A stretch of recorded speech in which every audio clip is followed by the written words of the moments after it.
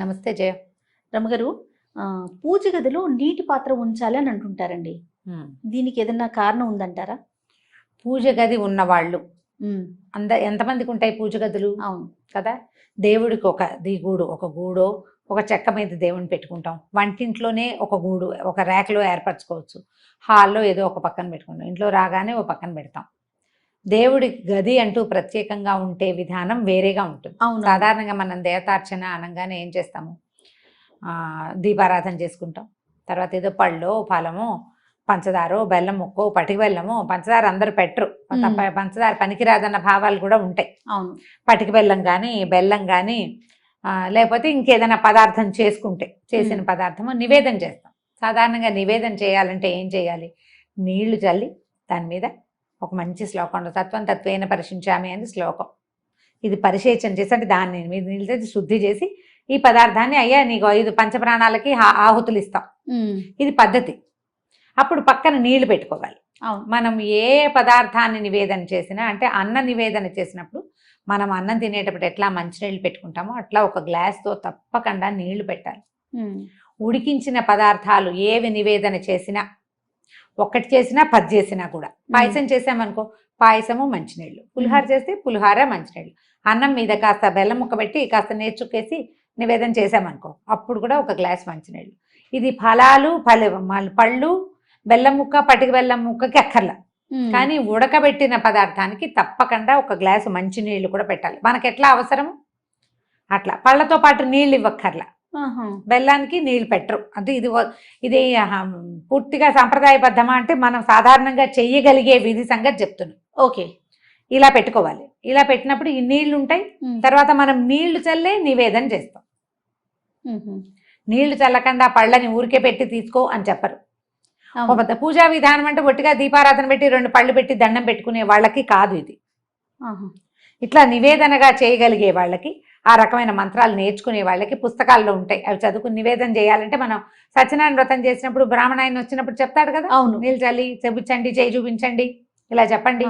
మనకు మంత్రం చెప్పకపోయినా ఆయన మంత్రం చెప్తాడు, మనతో క్రియ చేయిస్తాడు. అవును కదా. అది అలవాటు చేసుకుంటే ఇలా చేసినప్పుడు మనం నీళ్లు పట్టుకెళ్తాం కదా నివేదన చేయటానికి, నీళ్ళుగా ఆ నీటిని అక్కడే ఉంచచ్చు.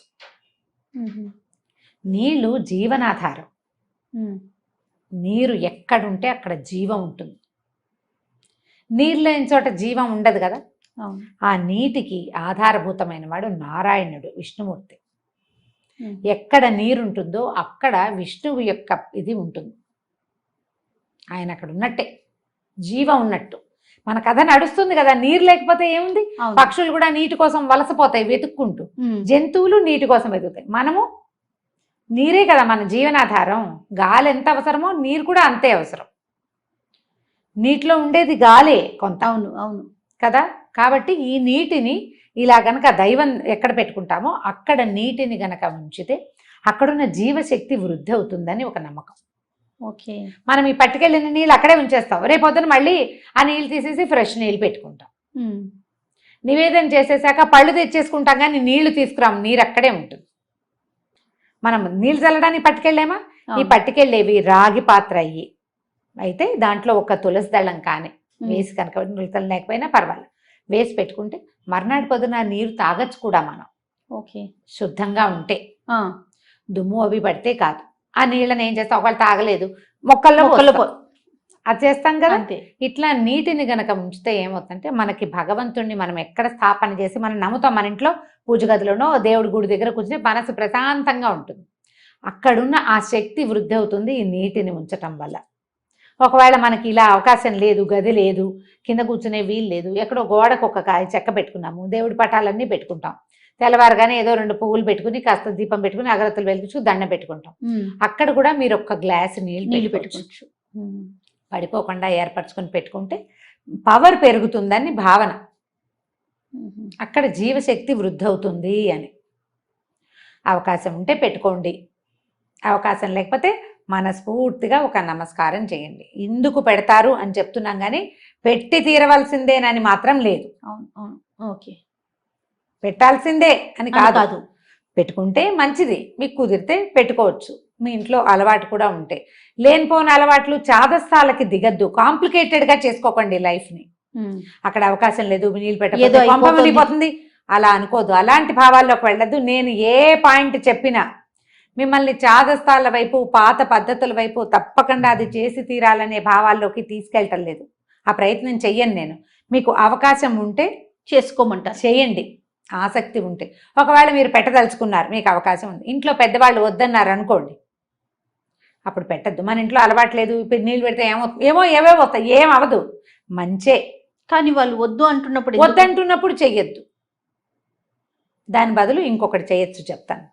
మన వాకిట్లో కానీ, మేడ మీద కానీ, మన బాల్కనీలో కానీ పక్షులు తిరుగుతూ ఉంటే ఈ ఎండాకాలం రోజు ఒక బౌల్తో నీళ్ళు పెట్టండి. భగవంతుడి దగ్గర పెట్టిన దాంతో సమానం. జీవాలకి మనం నీరిస్తున్నాం, మరి నీరే జీవనాధారం అని చెప్పుకున్నాం కదా. ఆ నీటిని ఇచ్చినందుకు భగవంతుడు మనని కరుణిస్తాడు. ఇది గొప్ప సహాయంగా పరిణమిస్తుంది. ఎలా దేవుడి దగ్గర నీళ్లు పెడితే ఫలితమో, పక్షులకి నీరు పెట్టినా కూడా అంత మంచి ఫలితం కూడా లభిస్తుంది. ఆహారం వేయకపోయినా పర్వాలేదు, అవి పురుగులో ఒడ్లో ఏవో ఒకటి వెతుక్కుని తింటాయి. నీటికి ఆవురావురు మనిపోతూ ఉంటాయి, మనలాగానే అవిను. అవును. వాడు ఎండలేని చోట కొంచెం నీరు పెట్టండి. ఒకవేళ అలా కుదరనప్పుడు ఇలా చేసుకోండి.